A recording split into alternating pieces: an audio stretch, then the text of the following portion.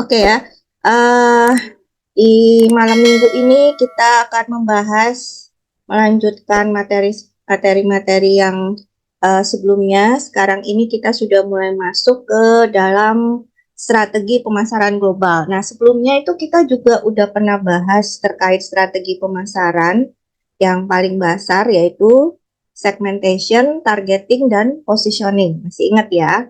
Nah, sekarang ini kita lebih dalam lagi untuk membahas mengenai strategi pemasaran global, ya. Jadi basicnya memang dari STP itu dulu gitu ya. Tapi kemudian nggak cukup kalau hanya mengandalkan segmentation, targeting, dan positioning. Ya, setelah itu harus dipikirin juga bagaimana perusahaan itu dia bisa eksis ya di pasar global dan banyak strategi-strategi yang bisa dilakukan gitu ya. Materinya sudah saya share di grup juga dan ini saya share screen sudah terlihat ya di layarnya. Sudah, Bu. Oke. Nah, bisa dilihat di sini ada berapa banyak tuh strategi yang dilakukan oleh perusahaan untuk dia bisa bersaing di pasar global ya. Ada strategi bauran pemasaran terpadu ya. Kalau kita bauran pemasaran terpadu ini sebenarnya ini udah sering juga dilakukan ya setelah STP atau kita sebut dengan marketing mix. Ada yang masih ingat nggak apa itu marketing mix, bauran pemasaran? Basicnya ada 4P. Apa aja 4P-nya?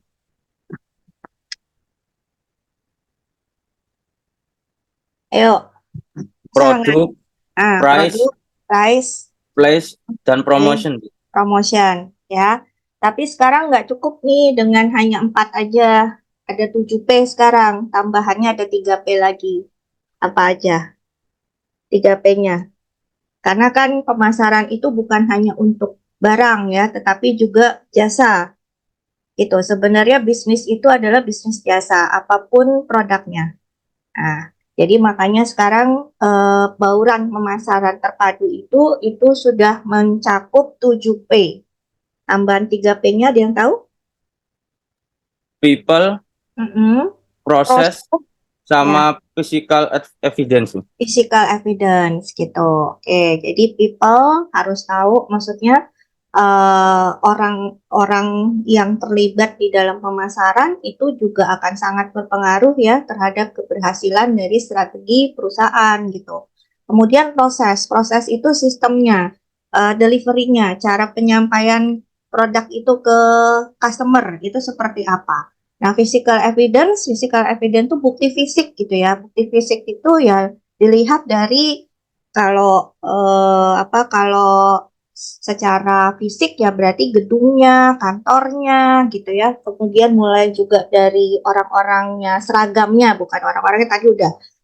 Tapi penampilan orang-orangnya ya. Kemudian uniformnya, seragamnya, misalkan gitu. Kemudian kenyamanannya. Nah, di situ eh, yang sudah termasuk ke dalam layanan sebenarnya, ke dalam service. Ya, nanti kita akan bahas lebih dalam di strategi bauran pemasaran terpadu. Nah, perusahaan juga bisa menggunakan strategi pemasaran globalnya, yaitu berdasarkan analisis SWOT. Jadi strateginya itu dibuat berdasarkan analisis SWOT ya. Lalu juga bisa berdasarkan Boston Consulting Group.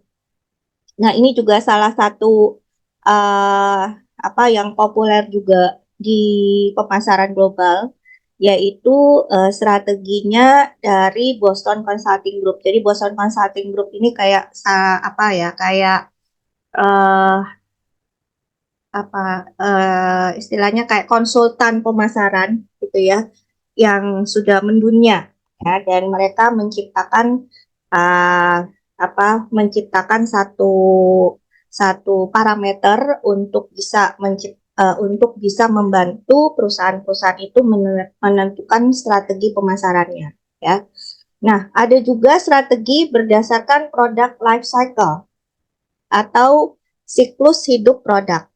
Nah, ini sudah sempat saya singgung juga nih product life cycle ini, ya. Ada strategi perang, ada strategi lisensi, ada strategi multi level marketing atau MLM, ya. Ada strategi assembling, strategi meta marketing, dan strategi joint venture. Nah, sekarang kita akan lihat satu persatu, ya. Tapi sebelum itu kita harus pahami dulu basicnya, gitu ya, bahwa pemasaran global ini diterapkan oleh perusahaan global dan industri global, ya. Nah, apa yang kita sebut dengan perusahaan global? Perusahaan global itu perusahaan yang operasionalnya di lebih dari satu negara dan mereka punya keunggulan di dalam penelitian dan pengembangan produknya, ya, secara logistiknya, pemasarannya, dan juga keuangannya, gitu ya, serta reputasinya perusahaan itu tidak dimiliki oleh perusahaan yang ada di domestik, yang murni hanya ada di domestik. Jadi itu keunggulannya dari perusahaan global atau kita sebut juga dengan multinational company, ya. Nah, itu yang membedakan perusahaan ini dengan perusahaan-perusahaan lokal, gitu. Karena apa? Karena mereka sudah sangat mapan, boleh dikatakan seperti itu, dan sudah bisa beroperasi di lebih dari satu negara, ya. Nah, perusahaan global ini juga akan ada juga di dalam industri global, gitu. Jadi industri global ini industri di mana posisi strategis para pesaing di dalam pasar geografis atau pasar nasional utama yang dipengaruhi oleh posisi global secara keseluruhan. Jadi misalkan seluruh dunia ini itu disebut dengan posisi global, ya. Posisi global ini akan menentukan bagaimana industri global ini ada, gitu ya, di dalam persaingan pasar secara geografis, secara wilayahnya masing-masing, gitu. Nah, ini kita sebut dengan industri global, ya. Lalu apa yang menyebabkan perusahaan-perusahaan itu dia akan berekspansi secara global, ya? Nah, di sini ada beberapa faktor. Yang pertama pasti ingin labanya akan menjadi lebih tinggi, ya. Kan namanya bisnis itu kan pasti mencari profit, ya kan? Nah, bagaimana perusahaan itu dia bisa mencapai profit yang lebih tinggi dibandingkan dia main di pasar domestik, gitu. Nah, ini yang menjadi faktor terjadi ekspansi secara global, ya. Lalu perusahaan juga pasti butuh pelanggan yang lebih besar. Untuk apa? Untuk mencapai skala keekonomisan. Skala keekonomisan itu yang maksudnya apa ya? Nutut, gitu ya, antara biaya produksi dengan pendapatan. Nah, jadi biar bisa bisa balance seperti itu, gitu ya. Kemudian perusahaan juga pasti ingin mengurangi ketergantungannya di satu pasar. Jangan sampai bisnis itu hanya bergantung di satu pasar saja. Nanti kalau pasarnya udah banyak yang masuk, berarti kan persaingannya udah semakin dekat, gitu ya, semakin padat. Nah, itu nantinya akan menjadi yang namanya red ocean, laut merah. Ya, berdarah-darah di situ. Jadi satu pasar dikerubutin rame-rame. Berarti perusahaan harus memiliki strategi lain, gitu ya. Nah, ada istilahnya strategi blue ocean, berarti mencari pasar yang baru, gitu. Nah, artinya di sini perusahaan dia akan mengurangi ketergantungannya di satu pasar, ya. Lalu juga banyak pelanggan yang sudah bepergian ke luar negeri dan mereka membutuhkan layanan internasional, sehingga ya ini juga akan menjadi peluang buat perusahaan untuk bisa berekspansi secara global, gitu ya. Ini sebenarnya udah pernah kita bahas, tapi ini saya refresh lagi di sini karena ini berkaitan dengan materi untuk kita bahas sekarang, yaitu strategi pemasaran global, ya. Jadi kita perlu tahu dulu apa faktor-faktor yang menyebabkan perusahaan itu melakukan ekspansi secara global. Oke, sekarang kita akan membahas strategi yang pertama, yaitu strategi bauran pemasaran global terpadu, ya. Tadi kan sudah disebutkan ada 4P di sini ya. Kita bahas 4P dulu. Ya, 4P yaitu product, price, promotion, dan place gitu. Kita sebut strategi bauran pemasaran ini adalah marketing mix. Ya, bahasa kerennya gitu. Nah, 4P ini semua mengarah kepada target market, kepada target pasar. Jadi kalau dilihat di gambarnya ya. Nah, bagaimana di sini dari 4P ini gitu ya, strateginya bisa dikembangkan oleh perusahaan untuk bisa memenuhi target pasarnya. Ya. Di situ dikatakan bahwa pemasaran global yang efektif perlu ada keseimbangan antara hasil dari mengadaptasi produk dan merek secara ekstensif ya, secara terus-menerus gitu ke preferensi pasar lokal dan manfaat yang datang dari sumber daya perusahaan yang konsentrasinya ke produk dan merek global yang relatif standar. Jadi artinya bauran pemasaran global ini gitu ya, dengan 4P ini ya, bagaimana bisa mengadaptasikan 4P yang tadinya itu diberlakukan di domestik ya, itu bisa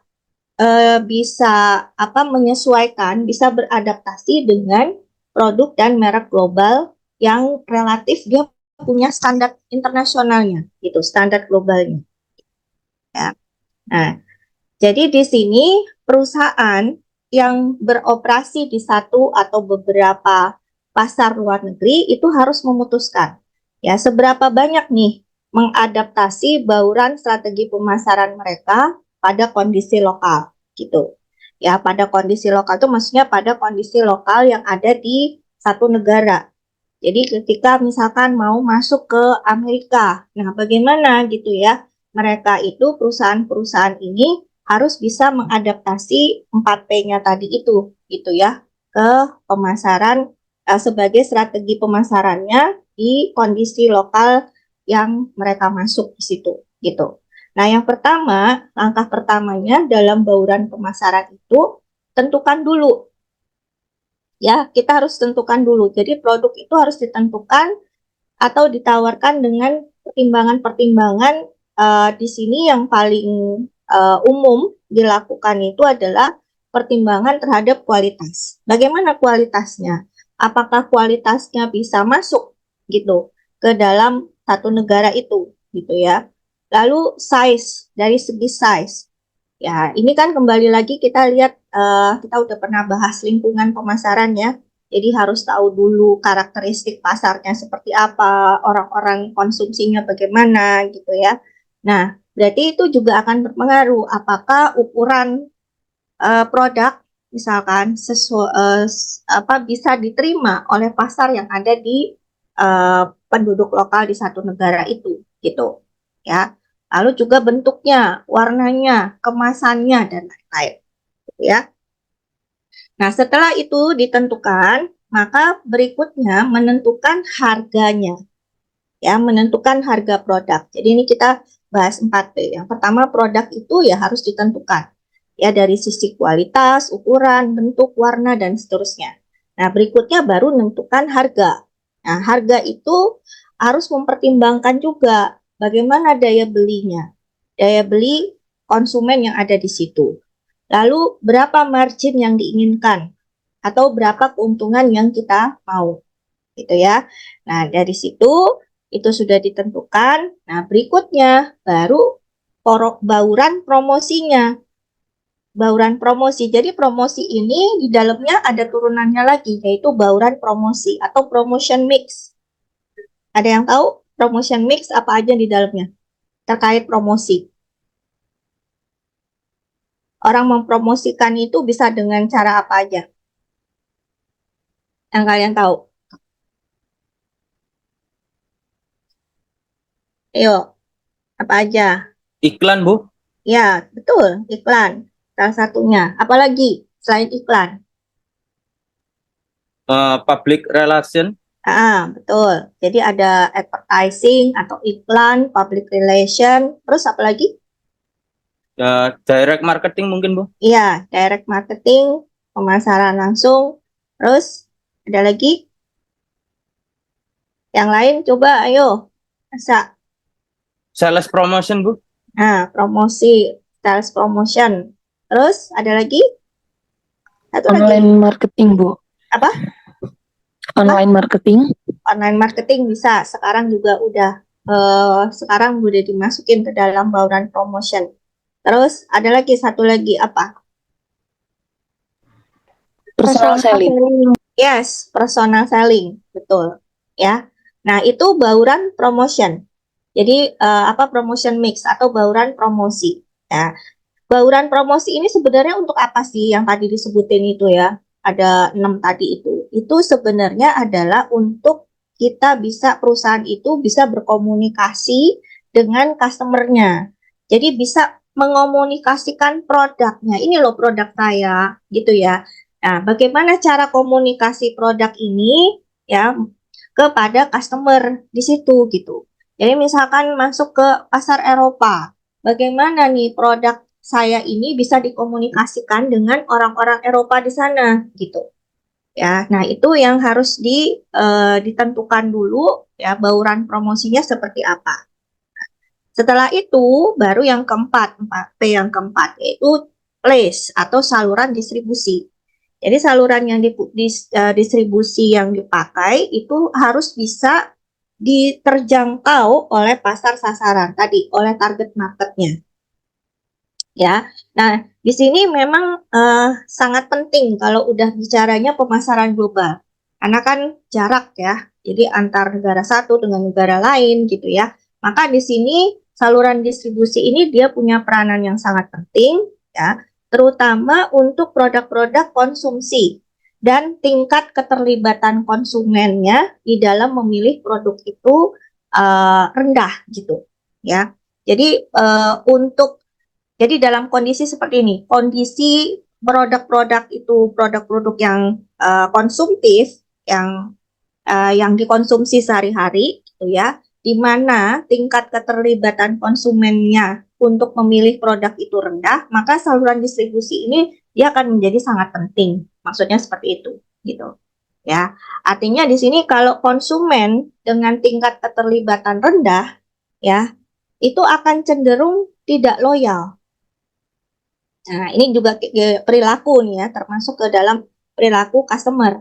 Gitu. Kenapa dia tidak loyal? Gitu. Karena ini kan produk-produk yang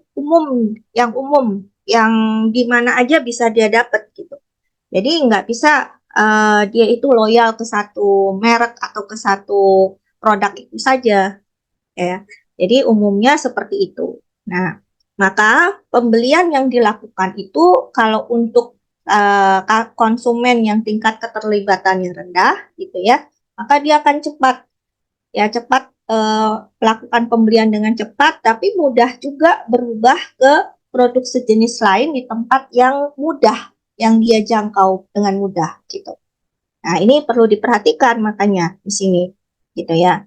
Jadi ketersediaan produk misalkan di etalase atau di outlet itu ya, itu akan sangat menentukan tingkat penjualan produk yang low involvement atau keterlibatan konsumen untuk pemilihan produk itu rendah. Ya. Jadi makanya biasanya perusahaan itu dia akan menaruh misalkan di tokonya atau dia masuk ke dalam supermarket misalkan gitu atau hypermarket gitu ya. Nah, itu bagaimana produk itu bisa dipasang di paling depan gitu ya, yang begitu orang datang itu langsung kelihatan. Nah, itu strateginya, tapi mahal di situ pasti untuk memposisikan produknya ada di depan gitu ya. Seperti itu.